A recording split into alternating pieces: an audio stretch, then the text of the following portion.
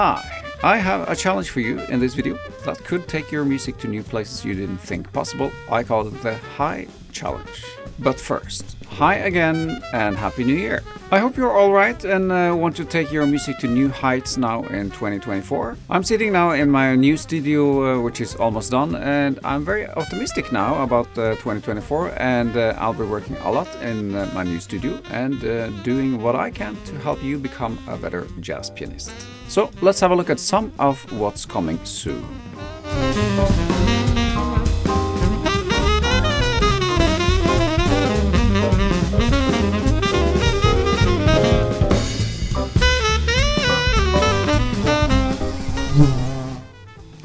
Oh, that's an old joke, but I'll teach you more about bebop.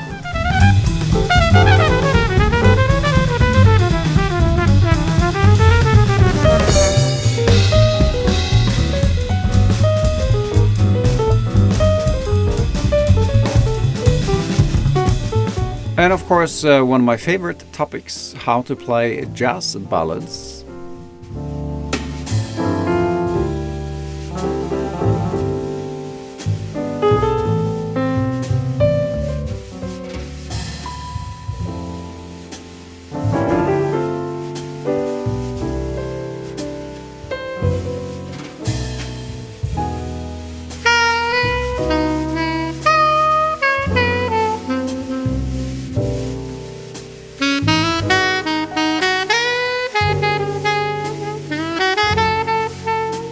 And also, I'll teach you lots of solo piano material.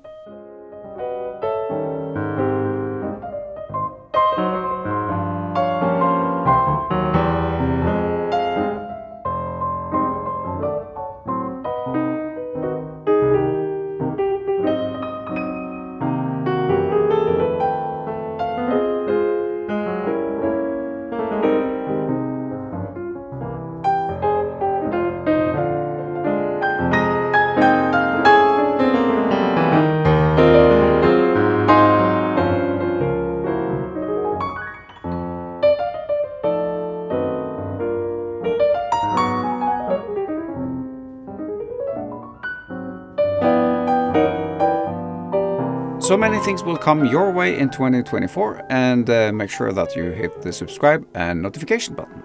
But now, let's speak about the challenge I mentioned.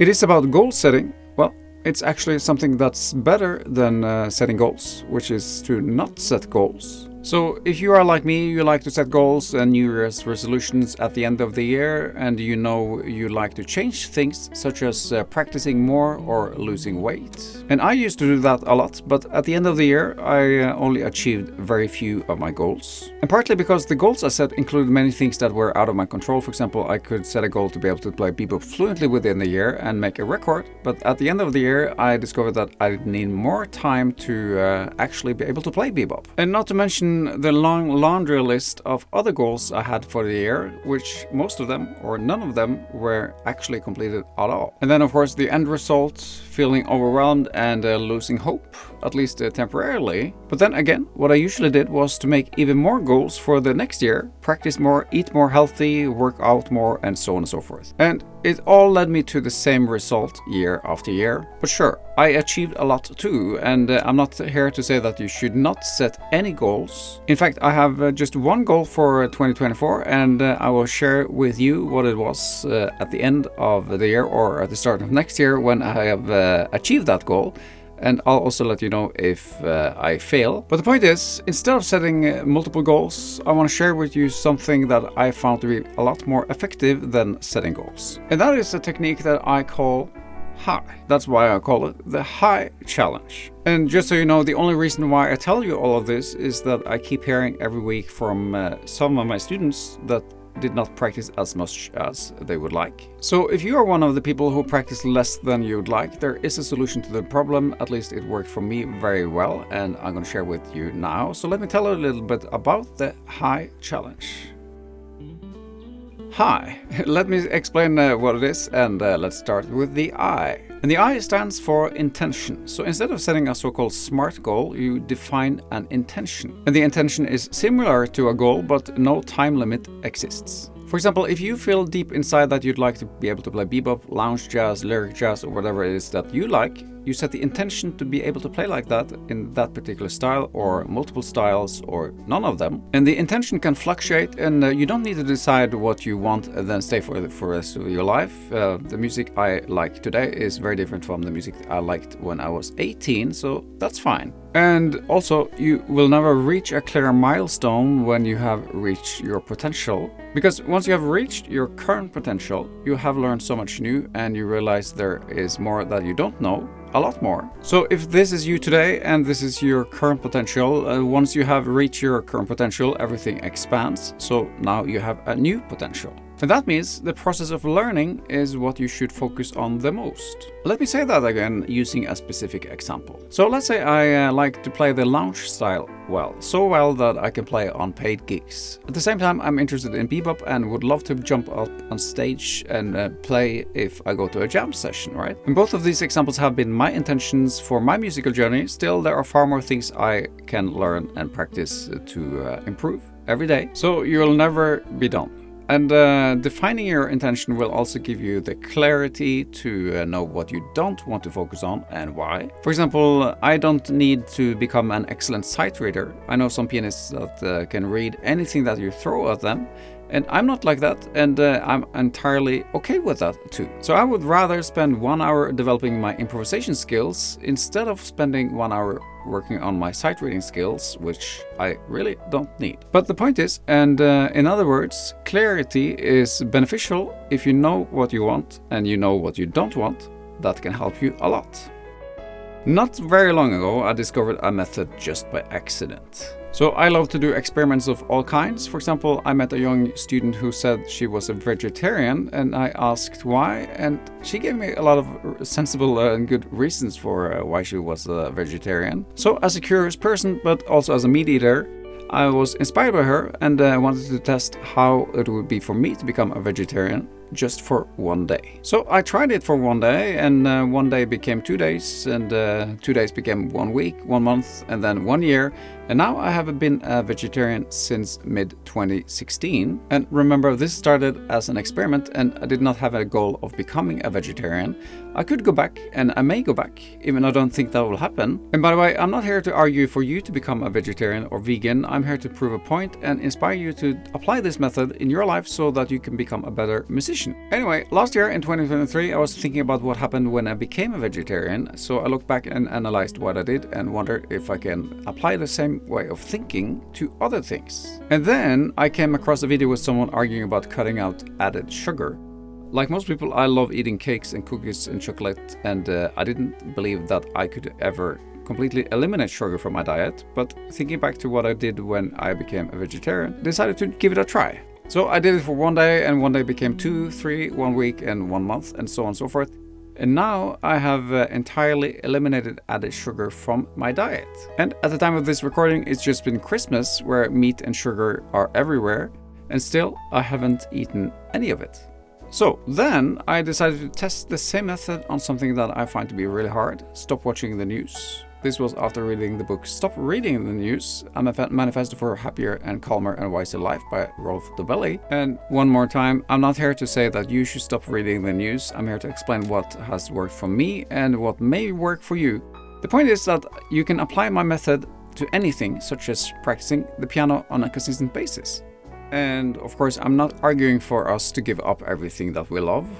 And you may ask, isn't it selfish to stop watching the news, to focus on your diet, to eliminate sugar, and so on and so forth? And to that, I would say, yeah, it can be, but not necessarily. You see, we all have a limited time left to live. And once you know your intention or intentions, and if you know that you would like to express yourself in life, change becomes easy. So if I intend to become the best version of a jazz piano teacher I can be, in that case, the people I serve, my jazz piano students, are way better off if I do what I can to eliminate the things that's dragging me down somehow. It doesn't mean that I stop caring about others still.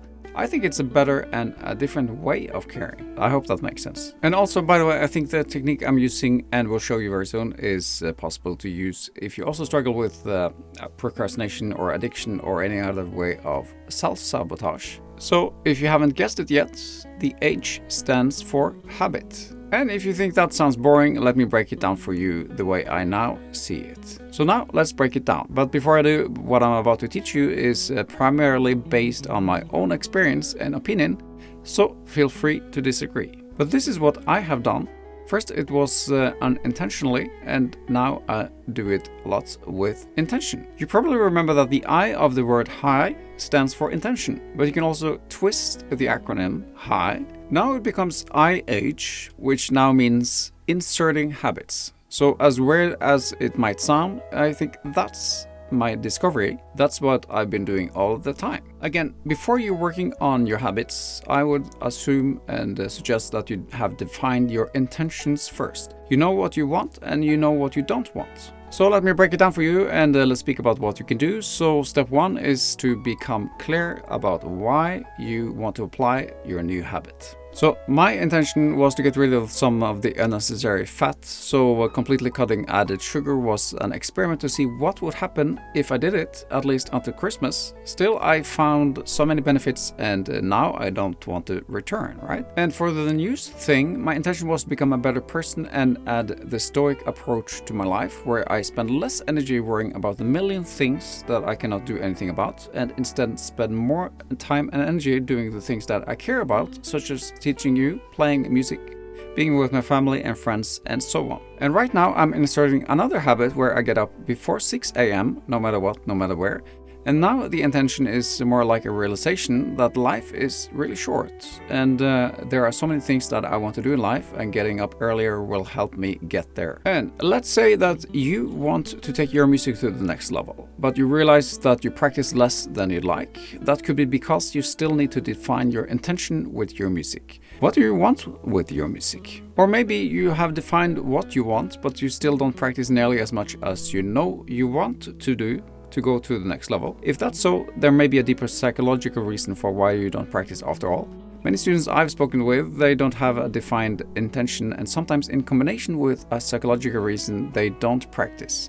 So it's possible to have psychological blocks in your head, and that's why you're not practicing consistently, even if you want to. And to be honest, I have had several psychological blocks that I needed to spot and then reprogram myself so that I'm ready to move on. Again, there may be many reasons for why you're not practicing as much as you know that you'd like. So I may write a book about this someday, because this is a big topic. But again, I found that defining what I want and what I don't want and why is really beneficial. Let's move on now to step 2. Know what it means to insert your habit and allow yourself to become addicted to streaks. As I said, when I say habits, I like to think of it as something that you insert into your life. And you may have seen the movie The Matrix, where Neo got the ability to ride a helicopter inserted into his brain. And just as when Neo in The Matrix suddenly knew how to ride that helicopter and he never went back, I see the high habits as once you have applied one, you'll never slip back to the time before you inserted the habit into your life. Just as when I started my vegetarian habit, it started with one day, then one more day, and so on. And now I have a streak of almost 8 years, and the trick is, and this is where you should fool yourself a little bit, is that you should become addicted to the streaks. So you're gonna make a game out of it, right? So that means that you're gonna restart if you fail even for one day. In other words, you cannot break that chain.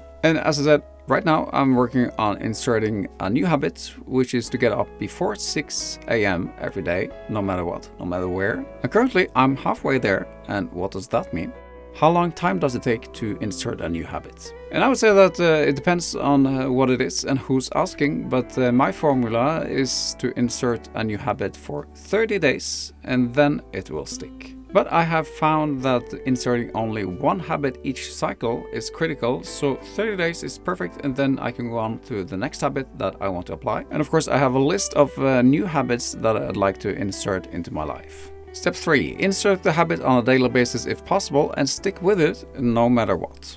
I cannot underestimate the importance of this. It's essential to insert the new habit frequently, ideally daily. For example, if I want to get up before 6 a.m., you get up every day anyway. You got to do it daily, right? So now I get up before 6 a.m. every day, even on holidays and weekends. And another thing that we do every day is that we're gonna eat every day, right? So if you're currently adopting the habit of eating no added sugar, you're faced with temptations every day as well. But what about activities such as working out or practicing piano? And it's easier to insert a habit and stick with it if you apply it daily. And again, if you intend to play the piano on a certain level, in that case, the trick is to make it a non-negotiable daily thing that you do, just as you would get up in the morning and brush your teeth. And if you're working on inserting the habit where you practice at least 30 minutes daily, that means that you're going to do that every day, no matter what, no matter where, and there are no excuses. So even if you are away, you gotta do something. So then you can read some music theory, or you can do air training exercises and so on. So the bottom line is that you're gonna insert one habit at a time and stick with it for 30 days with no exceptions. And then you might want to ask, what happens if you fail? The thing is that you won't.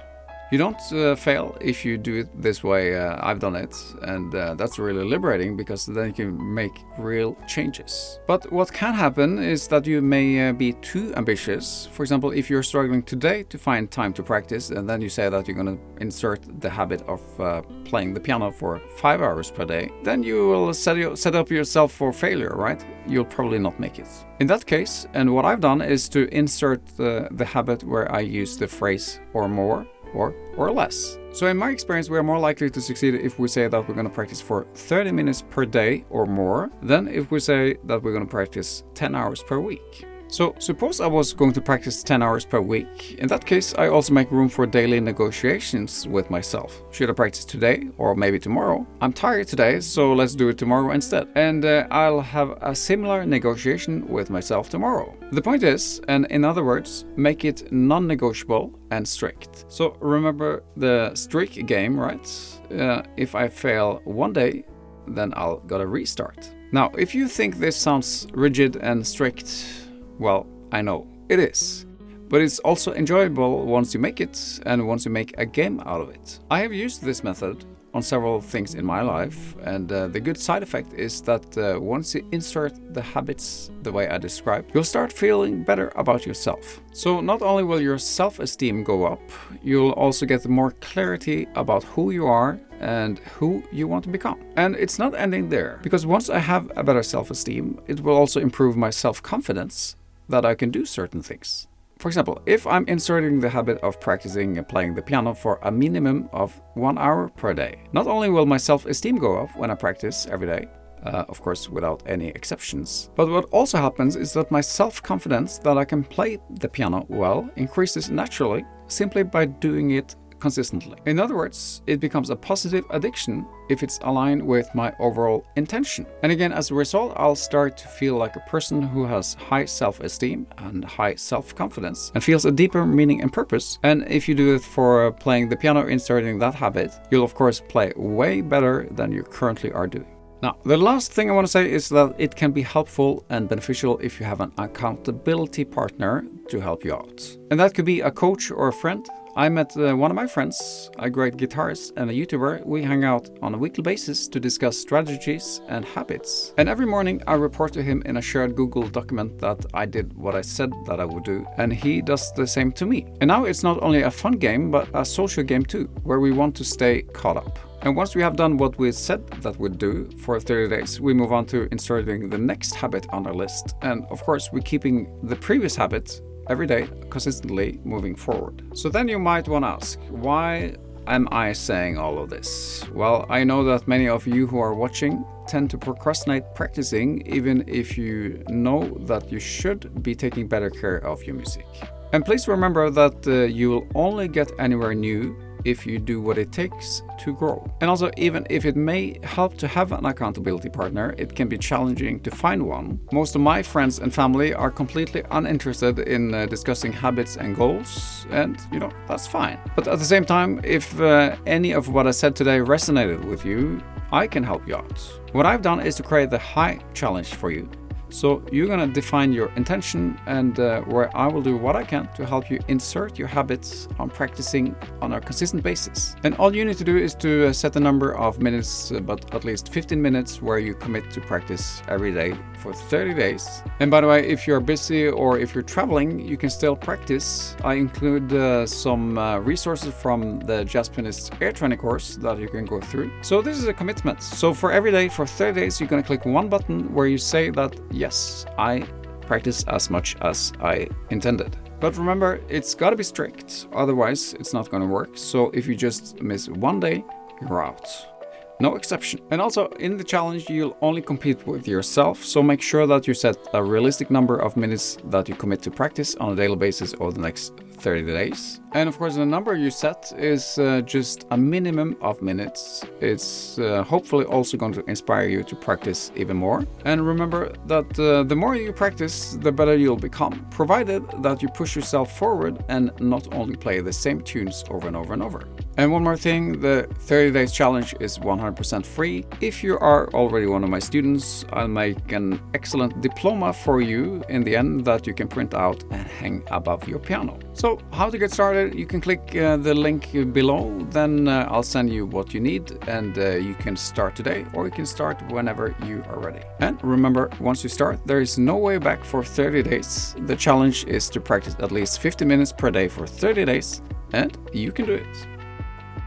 I hope you got inspired today. Thank you for watching to the end. I'll be back soon with more jazz piano lessons for you. So please make sure that you subscribe and hit the like button if you enjoyed this video. I hope to see you in the high challenge. But whatever you do, take care of your music. I'll see you soon.